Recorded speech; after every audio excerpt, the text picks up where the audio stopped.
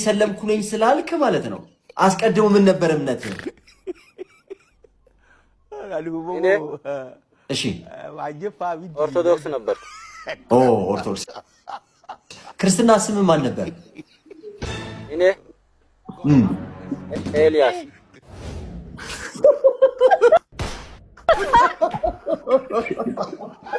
I'm sorry. ምን ያስቃል እንዴ? ኤልያስ እንወዳለን በጣም እኛ በጣም እንደምንወድ ታውቃለህ አይደል? ውሸትህን እመንና በቃ ለማስተማር ነው እመንና ነገር ትቀጥላለህ። የገባችሁት ሁሌ ፖለቲካ። ድንገት ወለተ ኤልያስ ሊሆን ይችላል። ባሮክ እንደዛ ነው ይሆን? ምን ይረሳቀ? ቆይ እሺ ወለተ ኤልያስ ከሆነ እናምናለን ነው? አዎ ከዛ የወጣውበት ነው ደማ የወጣውበትና አሁን ደግሞ ልንገርህ ከኦርቶዶክስ የወጣውበት አዋለ በቃ መምህር ወለተ ኤልያስ ነው ብሏል። የሚገርመው የዩኒቲ ዩኒቨርሲቲ ሁለተኛ አመት ተማሪ ሆኜ ገርጂ ታክሲ ተራ ነበር የምኖረውና የሚገርመው ሚካስ በርገር የሚባል አለ ገርጂ ጋር እና ልክ ወደ ቤቴ ልገባ ስል ሁሌ በሩ ጋር ፈለገና አየዋለሁ እና ቀጥ ብሎ መጥቶ ታስታውሳለህ? ፈለገ አስታውሳለሁ። ቀጥ ብሎ ይመጣና ዘማሪ እዝራ ነህ አይደለ? ላወራ ፈልጋለሁ ይለኛል። ማለት ከቤተክርስቲያን ወጥተናል፣ ምንም አይነት ነገር ውስጥ አይደለሁም፣ ትምህርት ላይ ነኝ እኔ ብቻ ከቤተክርስቲያን መውጣቴን አውቀዋለሁና ፈልጋለሁ፣ ላወራ ፈልጋለሁ ሲለኝ አይደለሁም እዝራ እለዋለሁ። የመጀመሪያ ቀን ነው ይሄ። ሁለተኛ ቀን ላይ ጠብቆኝ ልክ መግቢያው ጋራ ቆሜ ስልክ እያወራሁ እያለ መጣና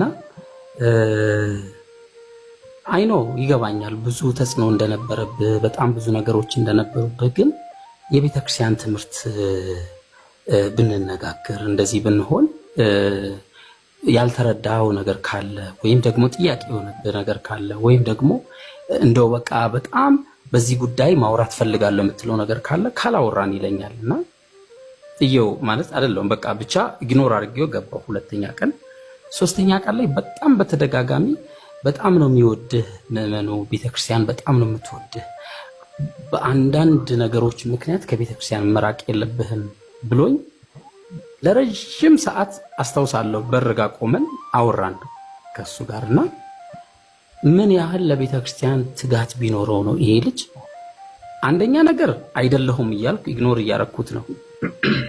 ሁለተኛ ጊዜ ደግሞ ኢግኖር ከማድረጌ በላይ እዝራ ራሱ አይደለሁም እኔ ባታወራኝ ደስ ይለኛል እያልኩኝ በጣም እየገፋሁት ነውና በጣም ገፍቶ ብዙ የሚወድ ሰው አለ። እነዛን ሁሉ ሰዎች ረግጠ መሄድ፣ በዛ ላይ ደግሞ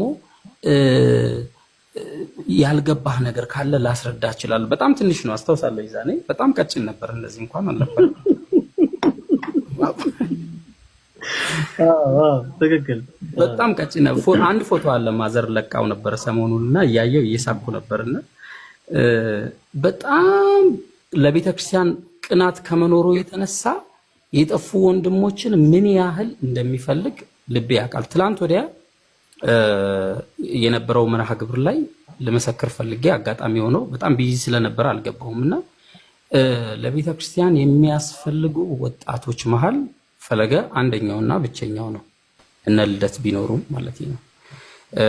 ብዙ የቤተክርስቲያን አገልጋዮች አሉና የጠፉትን የሚፈልጉ ወንድሞች በጣም ብዙ አሉና በጣም ገፍቶ እኔን ለማናገር ካለው እንትን የተነሳ እስከ ተከታትሎኝ ረጅም ሰዓት ያወራኝ ነበርና እጅግ በጣም እገረም ነበር። ለመጀመሪያ ጊዜ ወደ ቤተክርስቲያን ለመመለስ ሳስብ ላይቭ ላይ እግዚአብሔር በሚያውቀው ይሄው ፈለጋ አለ፣ ልደት አለ፣ ሌሎችም የሚያውቁ ኪያ አለ።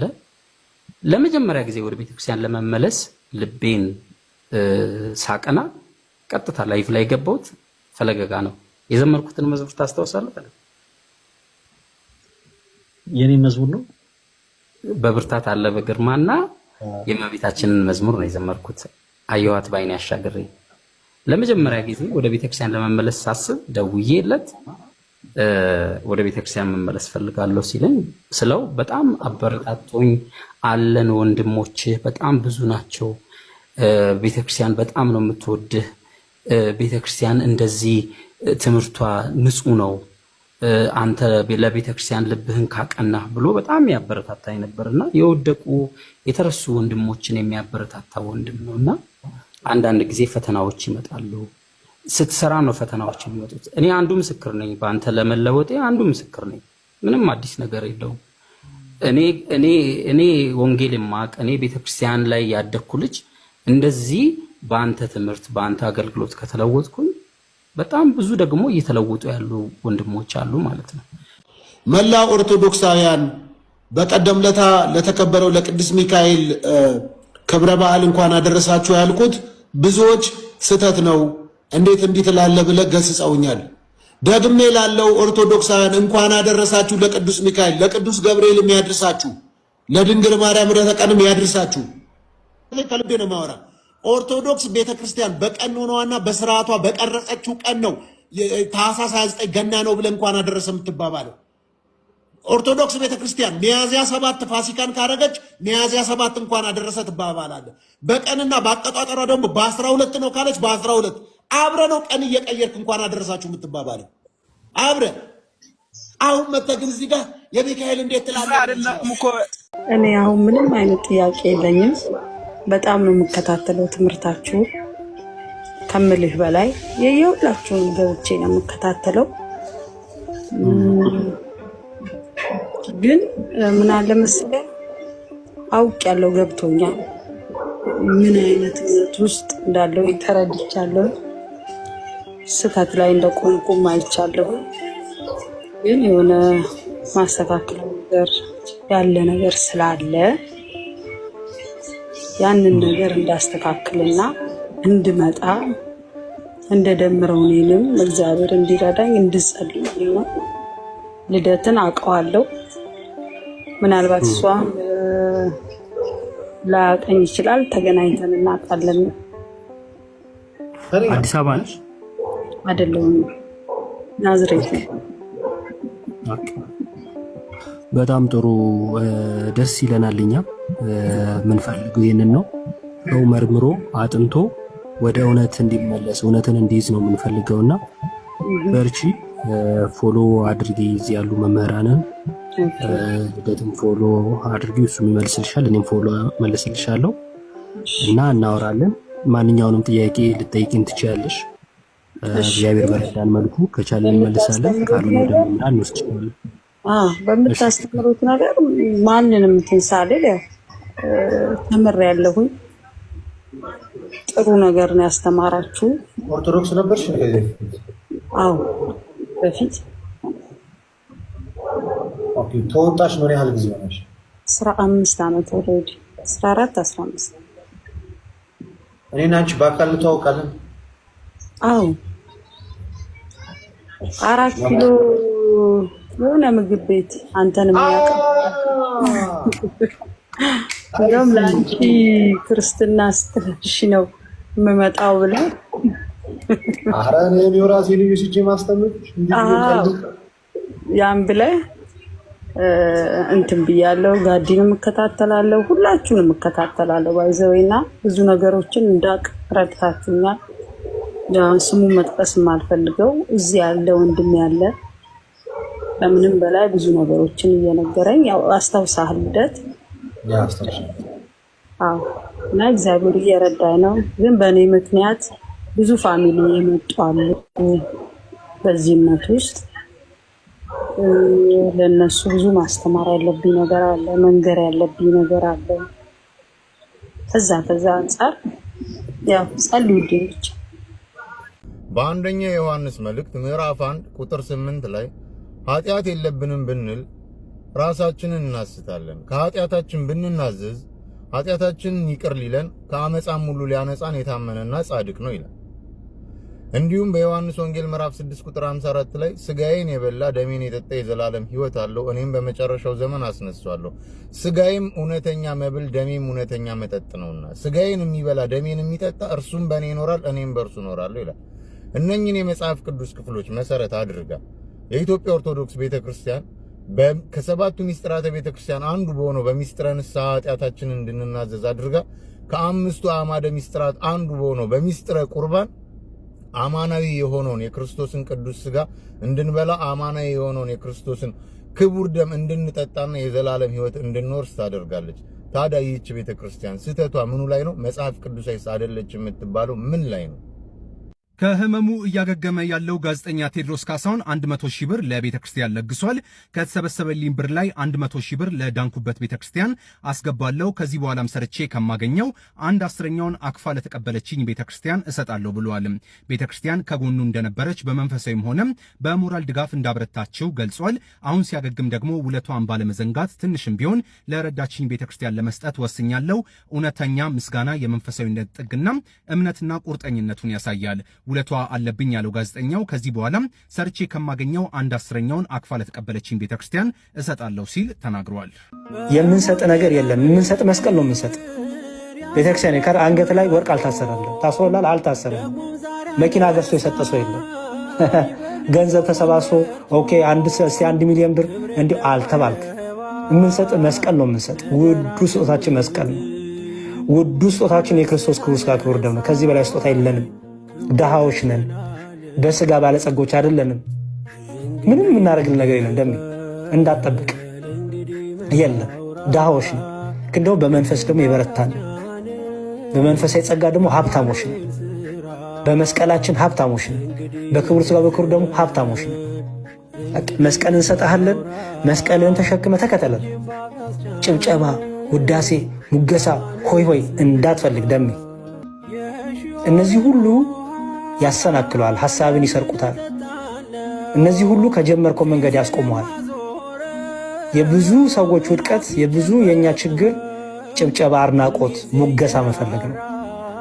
በቃ ስለዚህ ክርስትናው ደግሞ መጋደል ነው። ከዚህ በኋላ ልትጋደል ነው የመጣው። ባይዘው ደም ልትጋደል፣ ከስጋና ከደም ፍላጎት ጋር ልትጋደል፣ ከአጋንንት ጋር ልትጋደል፣ ከምንፍቅና ትምህርት ጋር ልትጋደል። በዛ ውስጥ ምቾት የለም።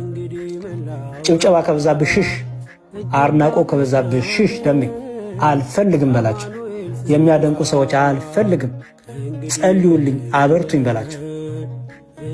እንዲሁ ሊያደንቁ ሊያሞካክሩ ሲሞክሩ አስቁም፣ አይጠቅምህም። ይልቁንም ጸልዩልኝ፣ አበርቱኝ በላቸው። ከወንድሞች ጋር ከነ አኬ ከነ የዋህድዬ ከነ ታላቁ ከነ ዘማሪም ከነሱ ጋር አብረትን አጠንክር። ኦኬ በቃ ቁጭ ለምትማርበት ታይም ይሁን። ኢንዶሚ እንዳትሆን ኢንዶሚ ገባ ወጣ ድርስ ከዛ ሆይ ምናምን እንዳትሆን። ሌላ አንድ ጥያቄ ነበረኝ፣ አንድ እንዲመልሱልኝ የምፈልገው ጥያቄ። በጣም ብዙ ሴቶችን በተለይ በጣም ብዙ ሴቶች ኔጌቲቭሊ ሊድ እያደረገ ነው ብዬ ስለማስብ ስለ እንደው ሰምተውም ከሆነ ሰሞኑን ፌሚኒዝም ለሴቶች ተቆርቋሪ ነን የሚሉ ሰዎች ነገር ግን የወንድን ጥላቻ በሰው ልብ ውስጥ የሚዘሩ ሰዎች በጣም ብዙ እየሰማን ነው። እና በዚህ ጉዳይ በተለይ ቤተክርስቲያን ባል ሴት ልጅ ራስ ነው ብላ ማስተማሯ ሴት ልጅ ዝቅ ማድረጓ ነው ምናምን የሚሉ ሀሳቦችም እየተነሱ ስለሆነ እስኪ በዚህ ጉዳይ እንደው ቤተክርስቲያን ለሴት ልጅ የምትሰጠው ቫሊዩስ ከምን ድረስ ነው? ይህንን ሀሳብ በደንብ እንትን ቢሉት ማለት ቤተክርስቲያን የምትሰጠው ለሴት ልጅ እንትን እሱን አልቀበልም ልክ አይደለም ምናምን የሚሉ ሀሳቦችም እየመጡ ስለሆነ ማለት ነው።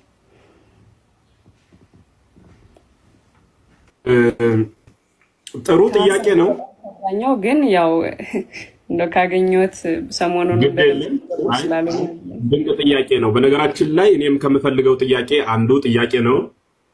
የሆነ ቀን እነ ቀሲስ ሸር እያደረጉልኝ እንድገባ የሚመች ቦታ ስላልነበርኩ እንጂ ይሄንን ጉዳይ ተይዞ እንዲያውም አንዲት የሆነች ግለሰብ የማንንም ድምፅ አልሰማም እኔ ስለ መጽሐፍ ቅዱስ ምን አገባኝ የሚል ድምፅ ሁሉ ዶክተር የሚል የስም ተቀጽል ላይ የነበራት እህት እንደዛ አይነት ሐሳቦችን ስትዘነዝር ነበርና እኔ ማንንም አላደምጥም፣ ሂድና እዛ የፈለከውን ምትረግጣት ሴት ካለች እርገጥ፣ እኔ እንደዛ ምረገጥ አይደለሁም የሚሉ ድምጾችን በከፊል ሰምቻለሁ። ልከውልኝ በውስጥ ልጆች ሪከርድ አድርገውና ምንድነው በዋናነት አንዳንዴ መቃወም የምንችለውን እንቃወማለን፣ መቃወም የማንችለውን ደግሞ ባይመቸንም እንኳን አምነን እንይዛለን። ምሳሌ አንድ ሰው ቁመቱ ለምሳሌ ነው የተጠቀሙት። ቁመቱ ሄዶ እዚህ ሰማይ ብለን የምንጠራው ላይ ቢደርስ እና ቢጠበው ምሳሌ ነው ያልኩት። እንደዛ አይነት ፍጥረት የለም። ምሳሌውን በምሳሌ ያዙልኝ። ቢጠበው አይ እኔ ምድር ስለጠበበኝ ሌላኛ ፕላኔት ይሰራልኝ ብሎ ተፈጥሮን መቃወም አይችልም። መኖር ያለበት በዚያው ለሱ በተፈጠረችው ምድር ነው መኖር ያለበት እና ብዙ ጊዜ እግዚአብሔር በሚያውቅ ሐሳቡን ራሱ ምን አይነት ሰው እንደወለደው ሳስብ ከሃይማኖት ውጹ የሆነ ሰው ነው። ማንኛውም ሰው የትኛውንም አይነት እምነት ይመንም የትኛውንም አይነት ህግ ይከተልም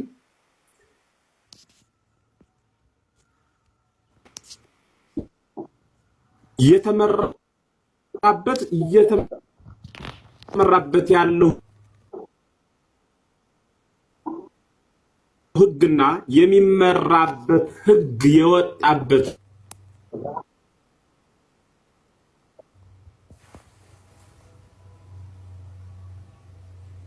መውጫው ጎዳናው መጽሐፍ ቅዱስ ነው።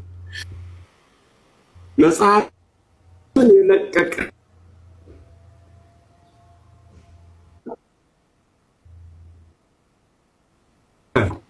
ማንኛውም ሐሳብ የከሰረ ነው፣ ባለቤት የለውም።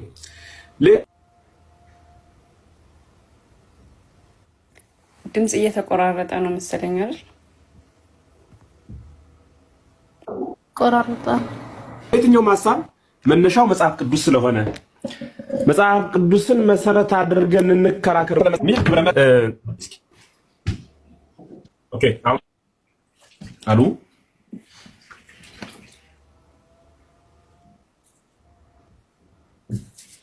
አለው አሁን መጥቻለሁ። አሁን ኦኬ በጣም አሪፍ። ኔትወርክ በጣም ያስቸግራል እኛ ጋር። ከተሰማው እሰማለሁ። ታች ያላችሁ ተሰማችኋለሁ። ዝም ብላችሁ ኮሜንት አትጻፉ። በደንብ ቁጭ በሉና ተማሩ።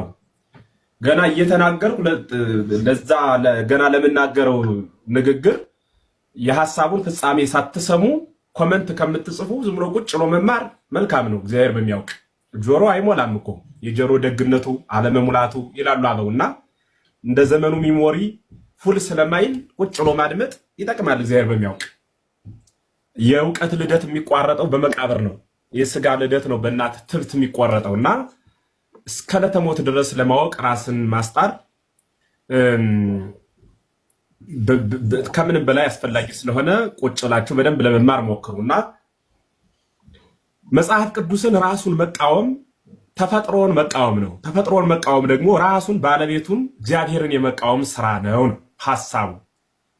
አሁን ላነሳሽው ጥያቄ ሴት ልጅ ለምን ተፈጠረች፣ ወንድ ልጅ ለምን ተፈጠረ የሚለውን የሥነ ፍጥረትን ሐሳብ መጀመር ማየት ይጠይቃል። ሰው የተፈጠረው በዲያብሎስ ምትክ ነው። የሰው ስራው እግዚአብሔርን ማመስገን ነው። ነገር ግን አዳም ብቻውን እንደተፈጠረ መጽሐፍ ይነግረናል።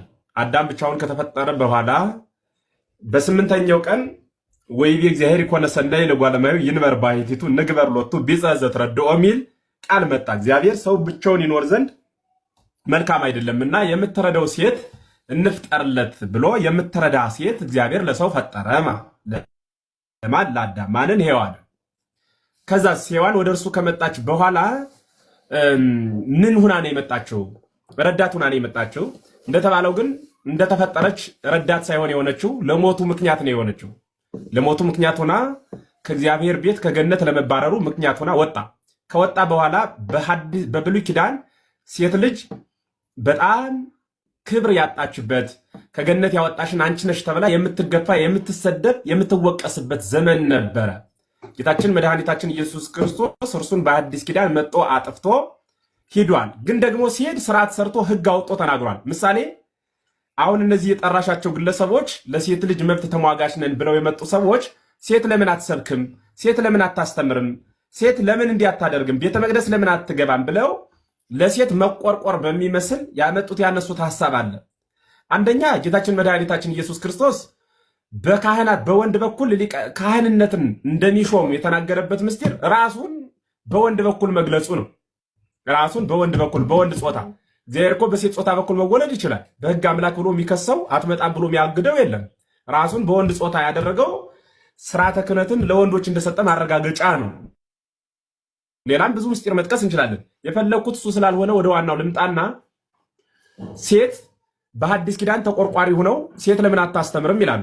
ሴት ልጅ መድረክ ላይ ወጣ ወንድ ልጅ መድረክ ላይ ወጣው ቢያስተምር ሴት እያንዳንዷ ሴት የምትባለው ተመስጣ ለምነና ሁሉ ትበቃለች። ብዙ ሴቶች አሉ መነኮሳት በገዳም ያሉት የመነኮሱት የመነኑት የወንድን ቃል ወንጌል ሰምተው ነው። ሴት ግን መድረክ ላይ ቆማ ብታስተምር ብትሰብክ በውኑ ወንዱን ታስመንነዋለች ወይስ ለዝሙት መሰናከያ ትሆነዋለች? ይህ ዝም ብሎ ለራስ ፋክት ነው። በአይናችን የምናየው በጆሮአችን የምንሰማው ነው። የሆነ ቦታ ሄደን መረጃ የምንጠይቅበት ጉዳይ አይደለም። ምን ማለት ነው? በየአንዳንዳችን ውስጥ በየአንዳንዳችን ህልውና መረዳት ያለብን ቤተክርስቲያን እንዳታስተምር ሴትን ካገደችበት ነገር አንዱ ወንድ ሴትን እያየ እንዳይሰናከል መሰናከያ እንዳትሆን ከሚል አንጻር ነው። በሁለተኛ ደረጃ ራሱ መጽሐፍ ቅዱስ ሐዋርያው ቅዱስ ጳውሎስ ሴት በአደባባይ እንዳታስተምር ብሎ ተናግሯል። አዲያስ እሷ ዝቅ ብላ አንገቷን ደፍታ ትማር ብሎ መማር እንዳለባት እንጂ ማስተማር ወጣ አደባባይ ማስተማር እንደሌለባት ተናግሯል ማለት ነው።